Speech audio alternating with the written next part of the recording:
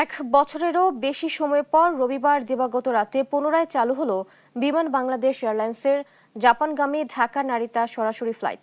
এই রুটের চালুর মাধ্যমে দুই দেশের বিনিয়োগ, বাণিজ্য ও শিক্ষা খাতে নতুন দ্বার উন্মোচিত হবে বলেন বিমানমন্ত্রী আফরোজা খানম রিতা।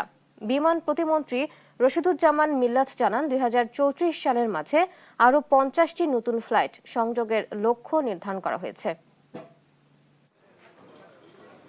অলাভজনক হওয়ায় অন্তর্বর্তী সরকারের সময় 2025 সালের 1 জুলাই বন্ধ করা হয় ঢাকা নারিতা ফ্লাইট। প্রায় 1 বছর পর ফের চালু করা হলো এই রুটের ফ্লাইট।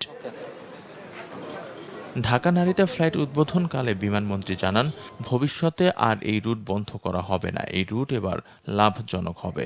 বাংলাদেশে দক্ষ জনশক্তির জন্য জাপানে নতুন কর্মসংস্থানের সুযোগ সৃষ্টি হয়েছে।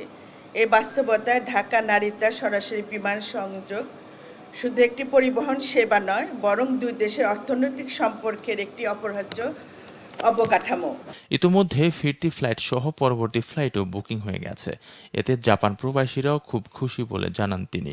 এই ফ্লাইট চালুর মধ্যে দিয়ে দুই দেশের মাঝে সম্পর্ক আরও দৃঢ় হবে। বাংলাদেশ ও জাপানের ক্রমবর্ধমান কৌশলগত অংশীদারিত্ব আরও শক্তিশালী হবে। আমাদের লক্ষ্য শুধু একটি ফ্লাইট পরিচালনা নয়, বাংলাদেশকে বিশ্বের সঙ্গে আরও দ্রুত, আরও শক্তিশালী এবং আরও লাভজনকভাবে সংযুক্ত করা। বিমান প্রতিমন্ত্রী জানান, শুধু বোয়িং নয়, চাহিদা থাকায় আরও এয়ারবাস কেনা হবে। লক্ষ্য 2034 সালের মধ্যে বিমান বাংলাদেশ এয়ারলাইন্সের বহর 50টি উড়োজাহাজে উন্নতি করা। আমাদের বিভিন্ন দেশে পাঠানোর যে ফ্লিট, সেটা আমাদের পর্যাপ্ত নয়। আমাদের ইচ্ছা যে আমরা 2034 সালের মধ্যে আমাদের ফ্লিটে যাতে 50টির মতো ফ্লাইট থাকে।